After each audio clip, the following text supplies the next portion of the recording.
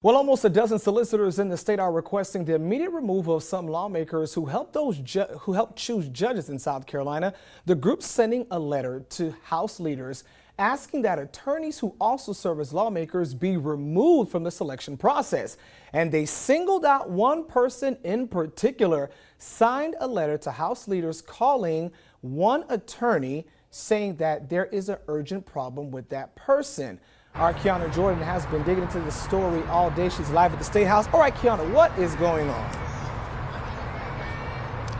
Freddie, that letter went out on Monday to the Speaker of the House and Chairman of the Senate Judiciary Committee.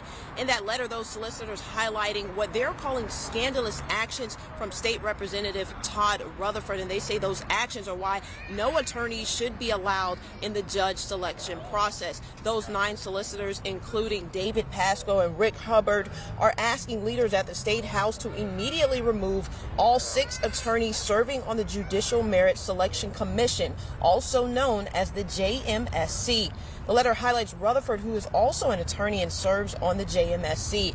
They point to several cases he was involved in, including the early release of convicted killer Gerard Price. The state Supreme Court ultimately ordered Price back to prison after a very public controversy. The group's letter is also another effort aimed at overhauling the way judges are appointed in South Carolina. Some state lawmakers are part of the Judicial Merit Selection Commission, and some of them are also defense attorneys who could someday argue cases in front of the judges they select. One attorney who serves on that commission says removing lawyers is not the solution. It's important, I believe, that persons who understand the system and understand what it takes, understand what it is to practice law, to be able to evaluate the jurists that they will be practicing law before. And just because persons are upset with some of the things that's occurred more recently, in my opinion, that's not a reason to blow up the whole system. And that's what, in my opinion, they're attempting to do.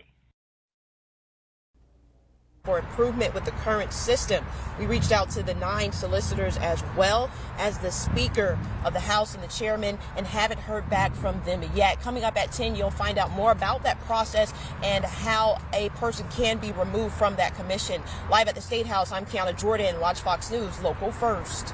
Stay up to date with this story and more. Subscribe to our Watch Fox YouTube page. Be sure to like, comment, subscribe, and click the notification bell to never miss an update.